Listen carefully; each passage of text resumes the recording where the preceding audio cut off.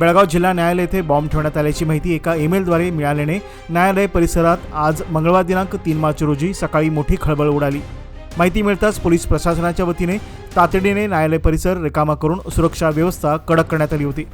श्वान पथकासह पोलिसांनी संपूर्ण परिसराची सखोल तपासणी करत प्रत्येक विभागाची बारकाईने पाहणी केली।